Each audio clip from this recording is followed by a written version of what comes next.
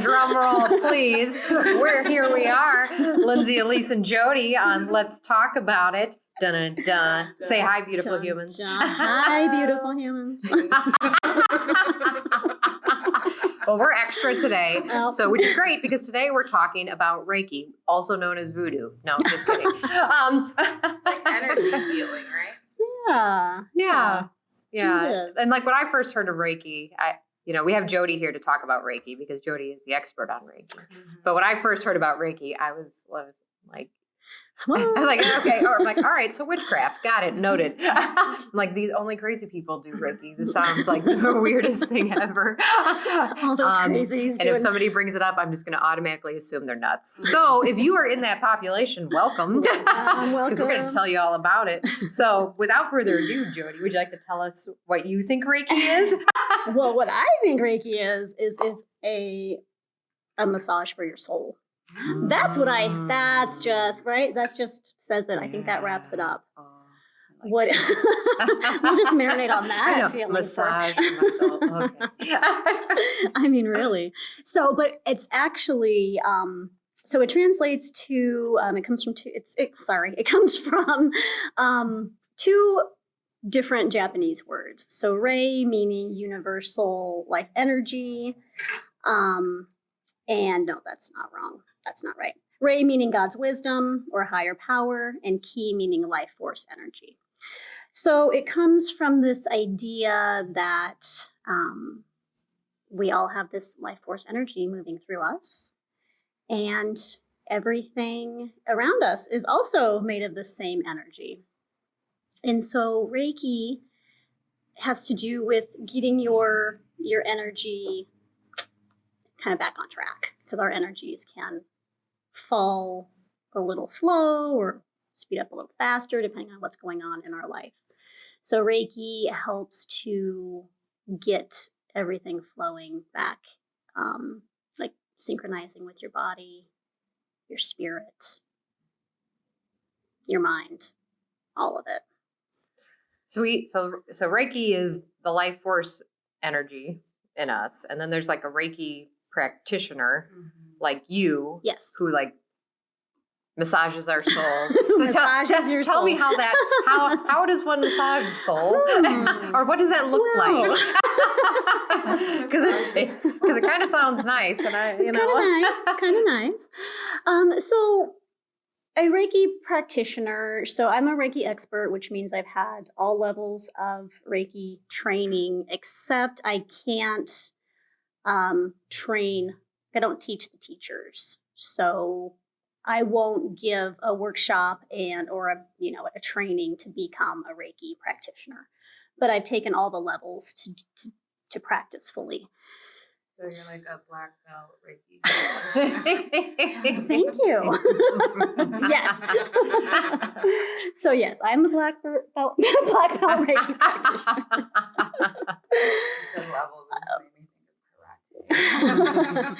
So Reiki,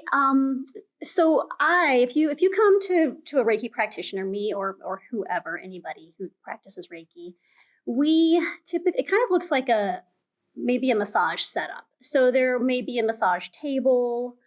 You come in, you're fully clothed. You can do this laying down. You can do this seated. We can even do this at a distance. So it can be done over a computer, like over Zoom, or it can just be done distance without even seeing each other, because the energy is everywhere. So we tap into this energy flow and we help to move it and get it flowing back wherever it needs to be.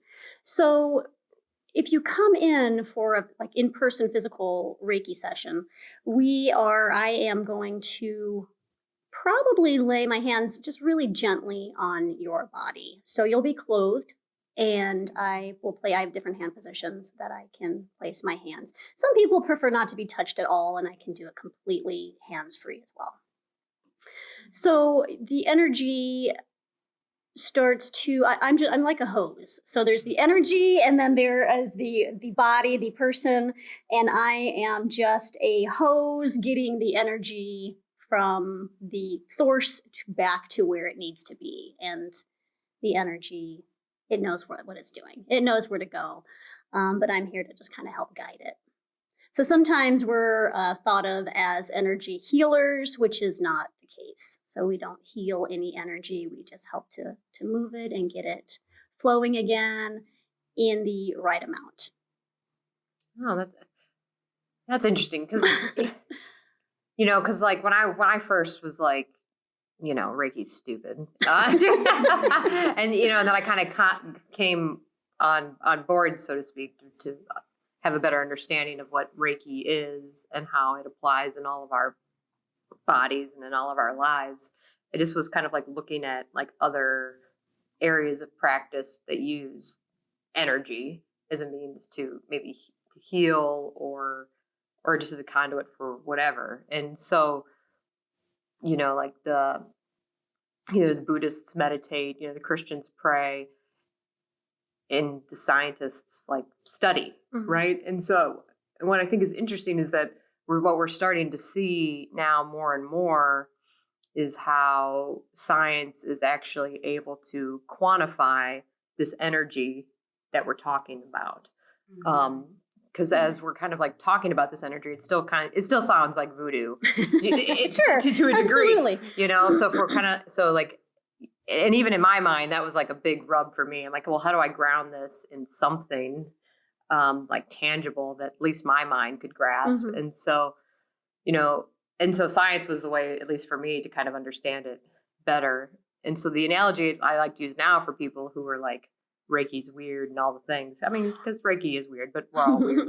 As I like to think of it as kind of like Wi-Fi signal, and humans created, phones and radios and all the things, and all these things emit invisible energy, invisible signals that conduct all kinds of cool things, right? Like sounds. You can see videos on your, you can watch anything you want on YouTube, on a whim, and all of those signals are being pulled literally out of thin air to be delivered onto my phone for me to view. And I can view anything I can possibly imagine. Right. And so if a human could create, and the humans created Wi-Fi, humans created, these phones and these computers. So if humans could create that, imagine what the human body itself can create. Absolutely. Because it's such a finer and more extraordinary device than the phone. Right. Like I don't have to command my heart to beat or my brain to do, my kidneys to secrete, none of that. My body does everything without me having to command it. But my phone or the radio or my computer will only do what I command it to do. So if we're starting to think about like how energy works and how like amazing it is, we are only just beginning to understand and quantify how helpful Reiki is and energy work. The body is just so magnificent.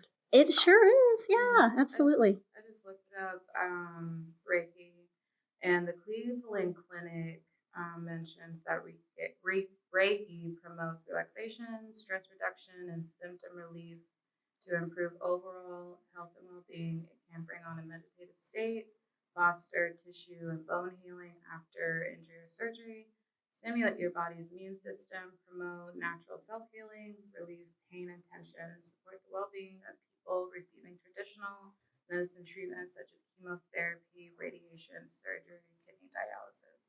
Have you had clients come in like dealing with any of these ailments, or do they come in just hoping, for some natural self-healing? Right. I've had like all the spectrum. I've had the spectrum. Okay.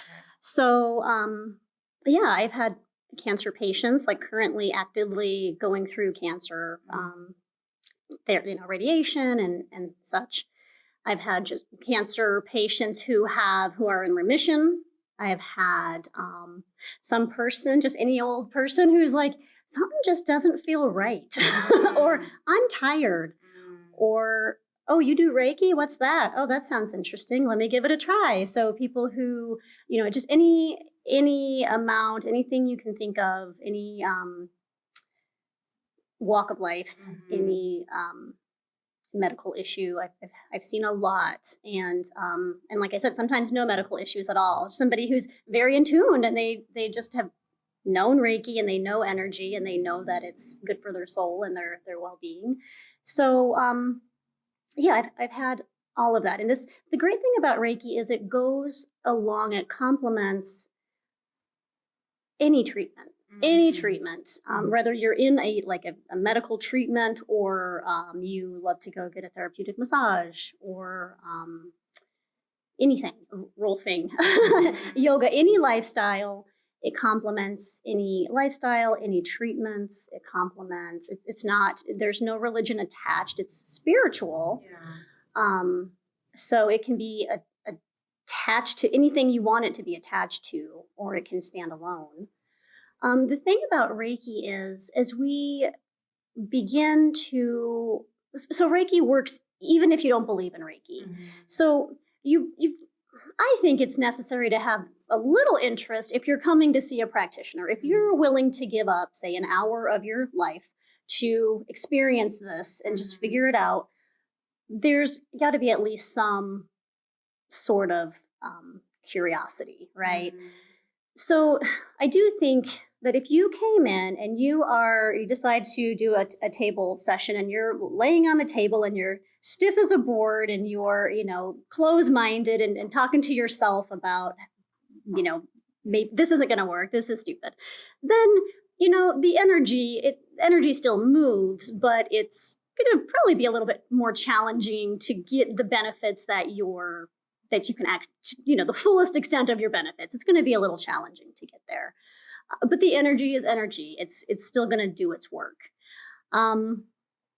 So I do think that if you can commit to your well-being, whatever that looks like, whether that be, just a small change in your life or, just you're on this whole new life journey plan, whatever it is, if you can commit to taking care of yourself, physically, emotionally, spiritually, then you're going to have better benefits because now you're walking the walk. You are walking this path willingly, and you are more open to it. So I do think, having that idea that this is, beneficial. Period. It's the more you believe it, the better you're going to feel because you're committed and invested in your health and well-being. And you may not notice those benefits if you are closed-minded. Doesn't mean they're not happening. It just means you may not. It's like the car is still driving, but you've got one foot on the brakes. Right. So you can either have both feet on the gas or you can have one foot on the gas and one foot on the brake.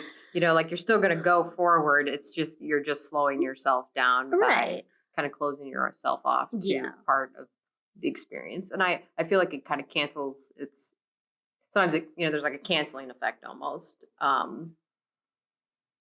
Because as we believe as we are, right? Like if I believe I'm sick, I'm gonna get sick. If I believe that I'm gonna stay sick, I'm gonna stay sick. But if I believe that I'm going to get better, they call that the placebo effect, right? Like when they give people sugar pills, and they believe it to be something else and they get better. But I really think that whole theory is, it negates the power of the mind and the body to have just healed you. Because essentially you received no actual medicine, but you gave yourself medicine by believing that you could. And so if you believe that you could heal everything everything, you could heal everything. So again, it's that Wi-Fi signal that is so extraordinary in our bodies that's just taking us on this road. And you as a practitioner are locking into the mothership of the Wi-Fi. Right?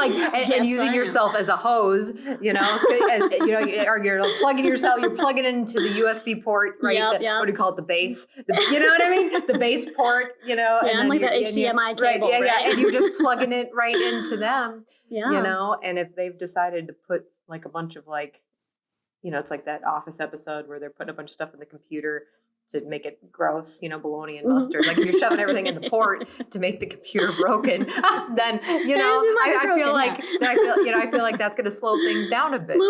But if they let you just kind of plug in, then, you can only imagine how strong that signal could be. And Mhm. so it's just interesting to me. And then how we're just starting to be able to kind of measure it. And quantum physics Right. is studying this energy and how our energy, they can measure it and how it emanates, 6-9 feet away Mhm. from our persons.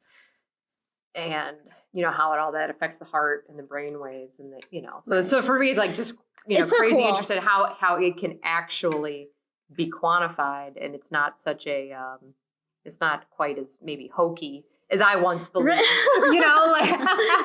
because I wasn't sold on it. Right, I was like, right, what is right. I'm like, this is like a 4-letter word. Like, Yeah, what is this? Right. Well, it's really interesting because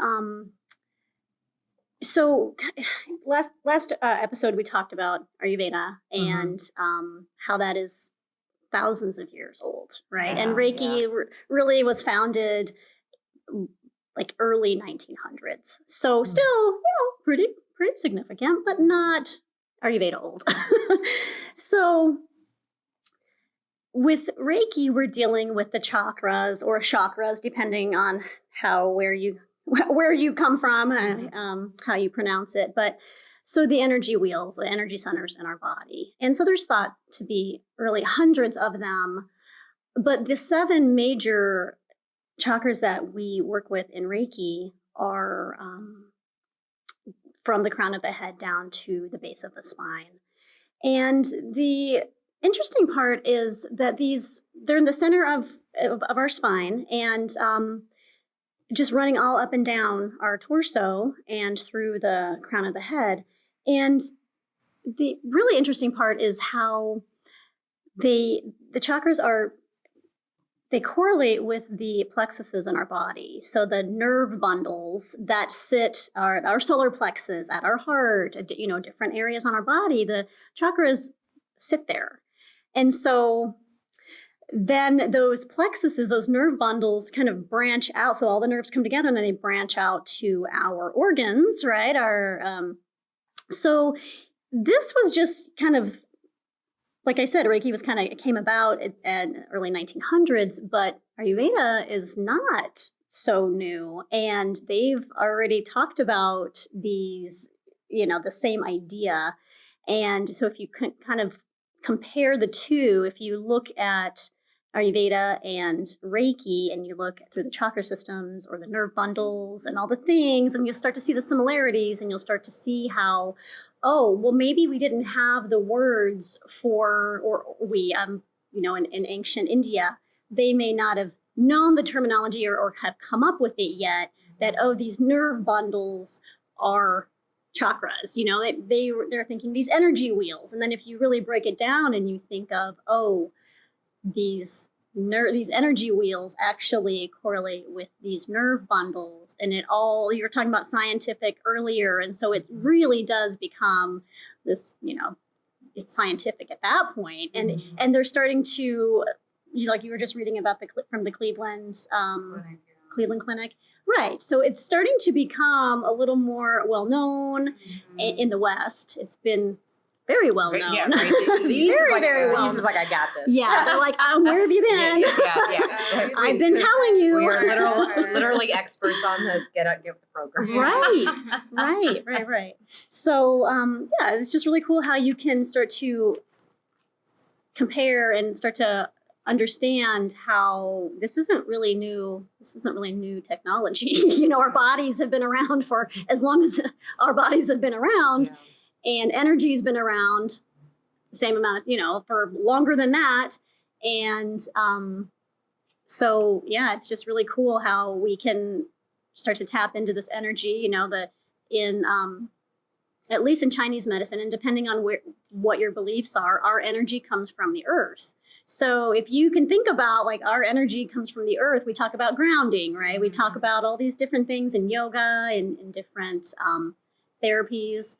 And if you can start to think about that idea that our energy comes from the earth, and like Lindsay was talking about, plugging in to that source and or that higher power, and letting it serve you and letting it help you. And like we were talking last episode, working in concert with nature. I mean, it's the same idea, which is why Reiki goes so well with Ayurveda and yoga and any other kind of modality, because we're trying to work with our surroundings and nature. And the more you can tune into that, the more you take care of yourself and how everything just starts to click. So, well, let's talk about your experience with Reiki. Like, how did you start on this journey with becoming a Reiki practitioner? Right. So I woke up one day. So there I was. Here I was. What had happened was. Well, flashback to 2007 when I was in yoga training. I did hear, we did talk about chakras, and we talked a little bit about Reiki, but I wasn't really that knowledgeable about it. And in practice, in our yoga training, I, heard a little bit about it, but I just wasn't, there was so much going on, and I took a really immersive course. So it was a lot of information. So I know I heard it, but I didn't really have a great idea about it. So that was 2007. I think it was probably the fall time of 2008. I just woke up one day and I said, Reiki. What is Reiki? Like, where did this word come from? It's in my head right now. So I was curious. So I go and do what every person does. I Google Reiki and figure out, okay. So I'm starting to understand, reading a little bit about it. And I thought, well, that sounds interesting. Let me see if there's any Reiki near me. So I was in Colorado Springs at the time. And so I Google Reiki practitioners, and wouldn't you know it, bam, 20 minutes from me is a Reiki practitioner. Oh, and she's also about to do a training, in 2 weeks. What an alignment. Yes. So I said, okay, I think this is meant to be. Let me go do this. Yeah. So I sign up and I went and learned about Reiki. So it's not like I had this whole idea and this whole, I've been studying Reiki and decided, okay, it's finally time. It just smacked me upside the head, actually. Reiki told me, listen, here I come. I hope you're ready, because this is what we're doing. and that's what we did. Right.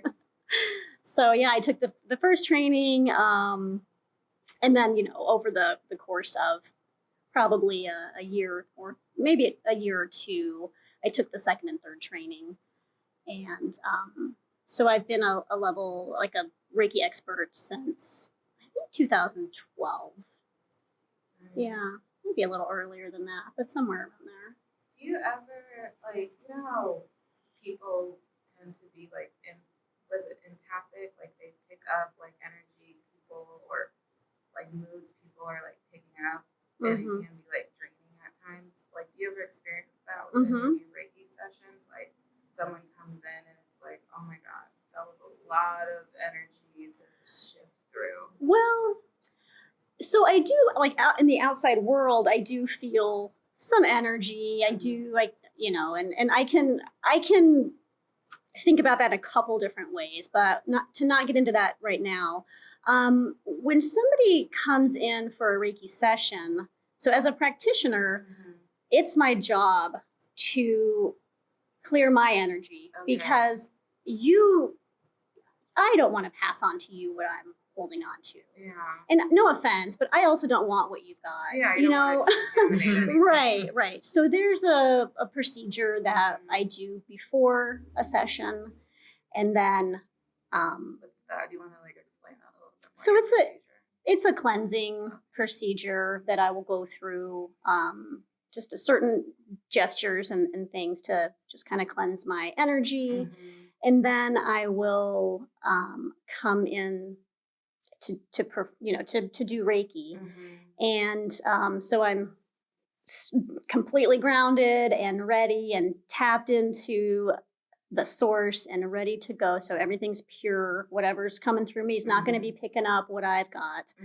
And then after our session, I will kind of go do the same thing to just make sure that I don't have anything, that I didn't pick anything up.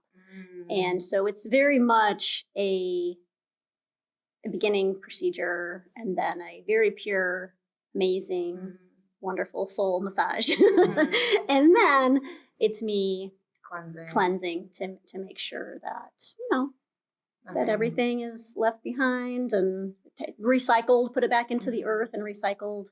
Because again, that energy, it's all energy. Everything's energy. So we send it back to the earth. She recycles it. She gets it back to where it needs to go.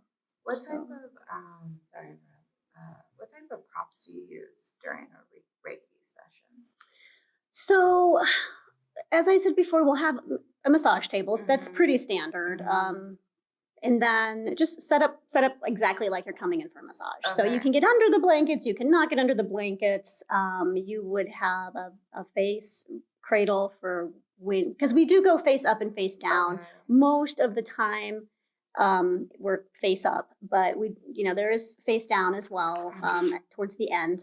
And so I use aromatherapy. I'll have essential oils, crystals, just depending. Sometimes there's a stagnant energy, and usually sometimes I might ask you, I try to leave the participant alone. I try not to, I just try to let you do you. Usually you're, a lot of times you'll go into like that yoga nidra state, that almost like sleep state where you're sort of aware, or like if you've been in Shavasana in yoga, kind of that state that we're aiming for. So a lot of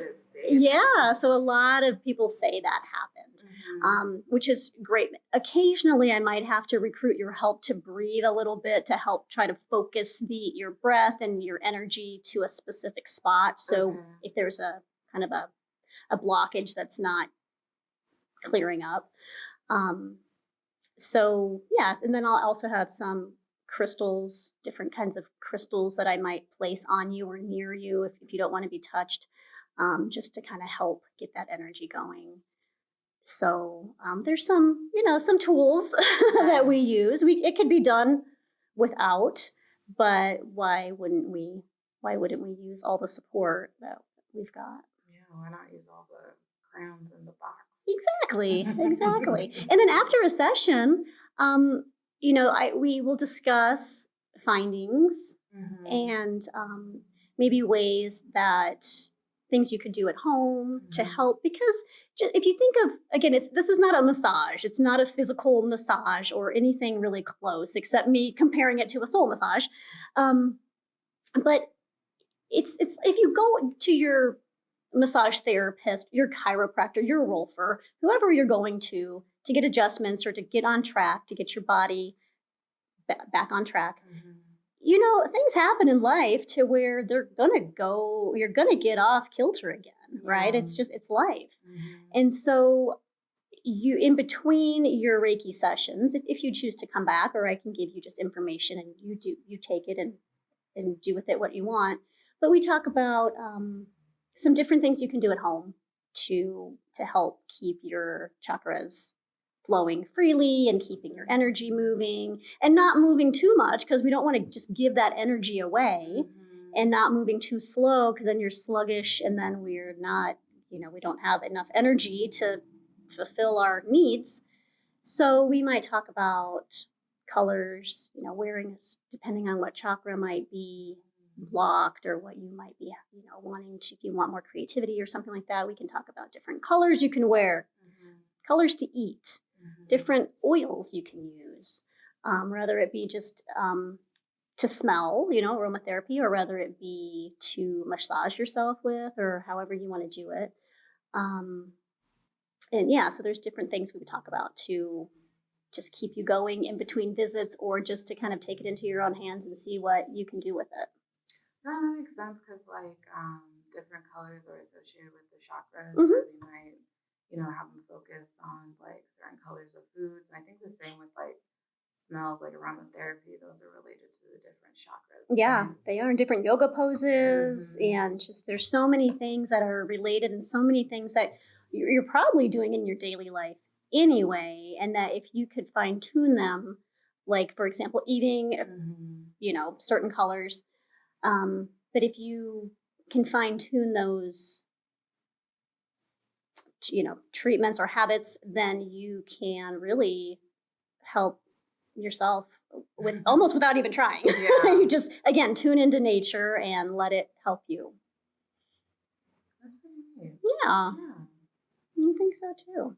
So when you're on we'll say the Reiki table, so we spend a lot of time on the front side of the body, I'll spend as much time as I need to spend. Okay. So I will usually say plan on about an hour.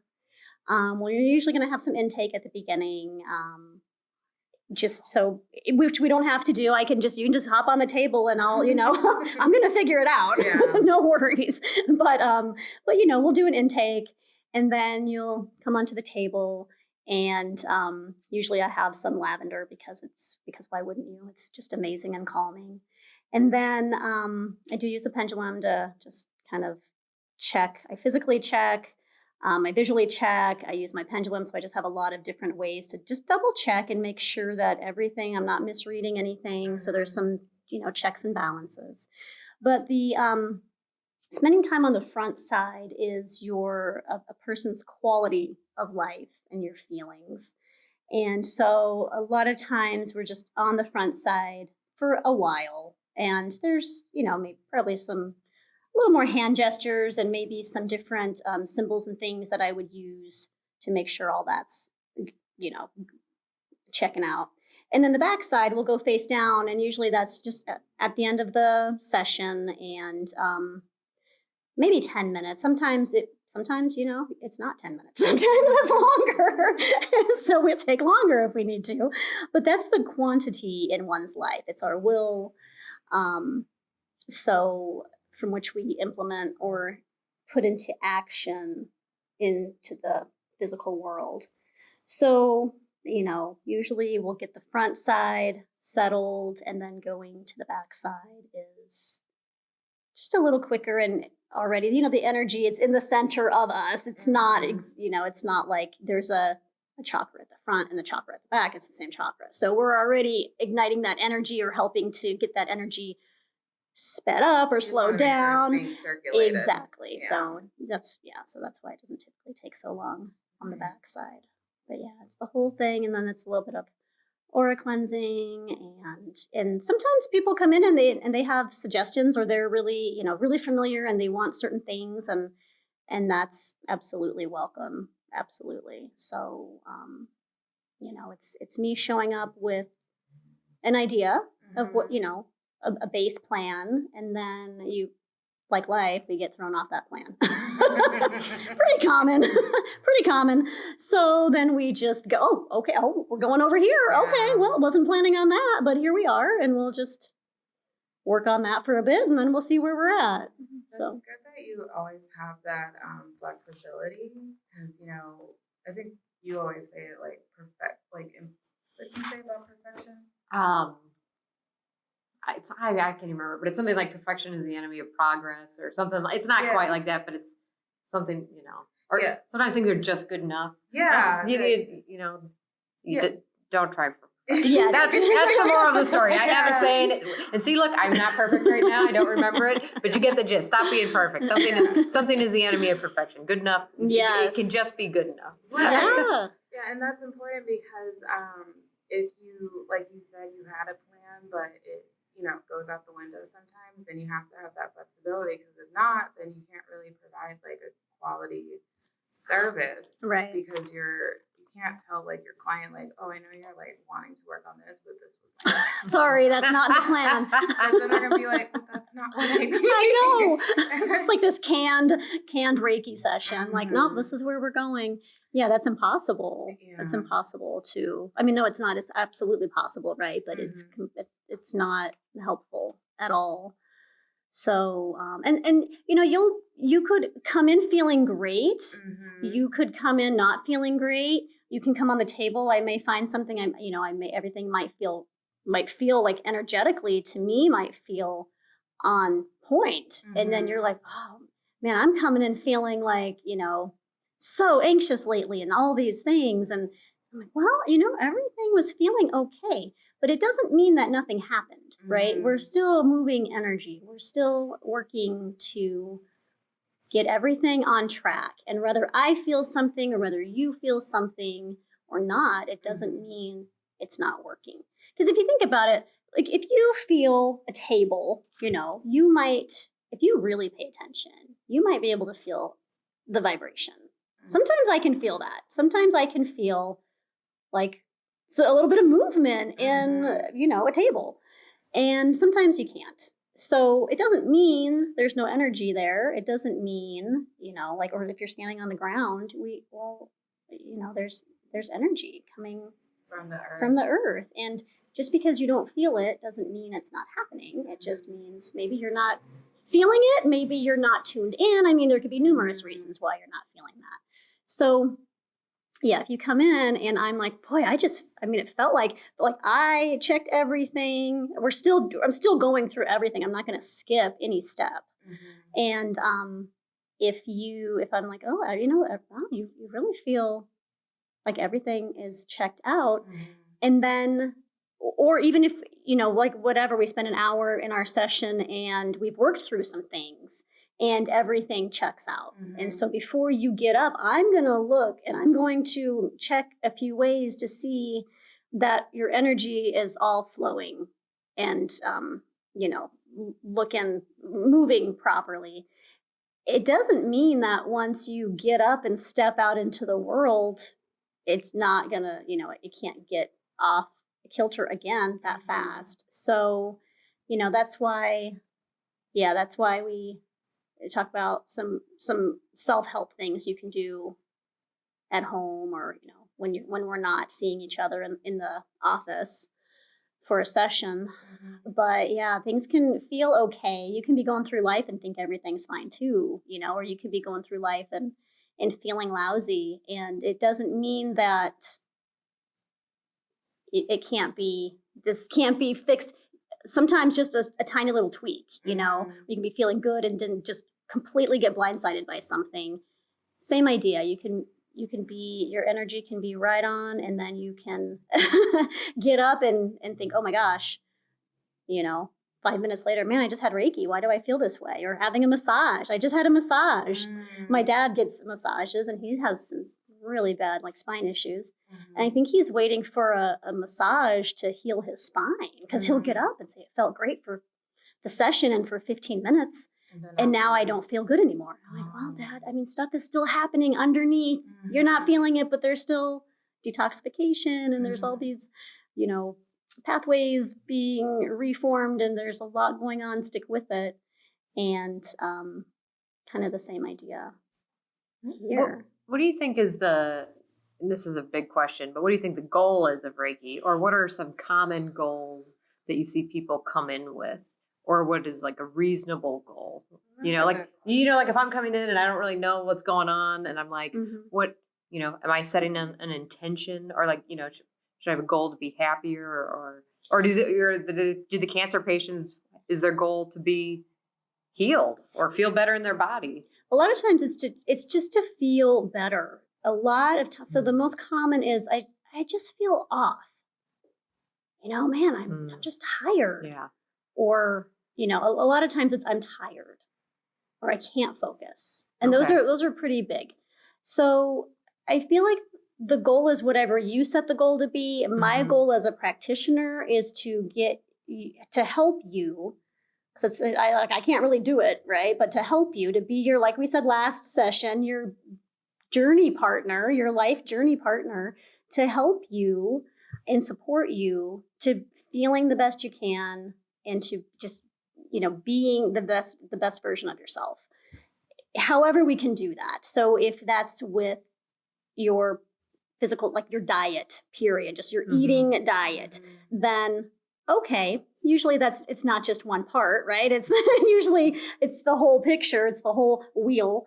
But it's to, if I can't, or if you're not ready to be fully committed in every aspect of that, which is could be a way larger picture than what you might think you're completely in. And I might think I'm completely taking care of myself in every aspect. Well, that's a big bag of things to take care of. So my goal is to help and to be the best I can be for you and the most supportive I can be. So if that means that you come in for Reiki, or if that means that you don't come in for Reiki, but we chat a little bit and then you start to plant seeds on how to feel better and you start to make a change. It's like a grain of rice. It's so tiny, right? So I was making khichdi this morning. So I got rice on the brain. So I'm like, 1 grain of rice is no crackers this time. It's all about the rice today. So 1 grain of rice, it's so tiny, but then so many grains of rice add up, right? And then you've got, oh my gosh, we've got a whole cup of rice. We could feed a lot of people with this. So it's the same, it's filling up your cup. It's taking care of yourself, one little tiny change at a time, and celebrating those little changes. Every change, every victory, seeing things in a different perspective, trying to see the whole picture. So my goal is to be as supportive as possible in whatever way, which might sound generic and it doesn't really promote like, come see me for Reiki.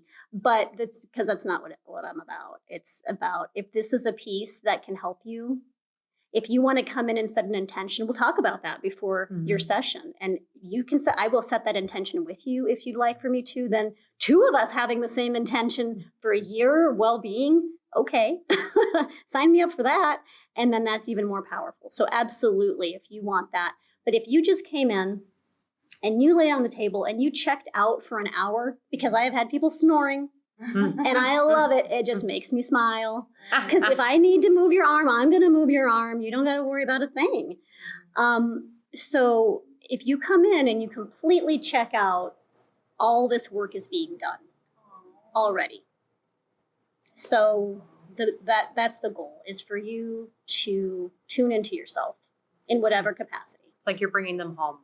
Yeah. Connecting them back to their life source. Yeah. And to hope that each person that comes to see me knows that I mean it when I say, I'm here, seriously. I am a resource. Use me. Yeah. So that's my goal. And your goal coming in can be anything without having to stick to it. You might come in with this, how many times have we walked into yoga with an intention or woken up in the morning with an intention for our day and it just went to crap, okay, well, that didn't happen. That's okay. Because we don't need to have that rule and then try to force ourselves to stay with it. So. Life is like jazz sometimes. It's just, it changes, over time. Mm-hmm. But is there anything else you want to share about Reiki as we come towards the end? I mean, just that if you don't know about it, don't Try be turned off. Call us, email me, yogajody@gmail.com. You can call the studio number, or just research it on your own and come up with your own ideas. If you don't want to hear it from somebody who is this, far committed to Reiki, just have an open mind and research it for yourself. And then let me know if I can help. So that's where I am. I love that. Yeah. Well, thank you, ladies, for joining us today on Let's Talk About It with Lindsay and special guest Jody, and always Elise for being awesome. You guys can find out more about what we do and about Jody at SanfordYogaCenter.com. Other than that, we'll see you next time. Bye. Bye.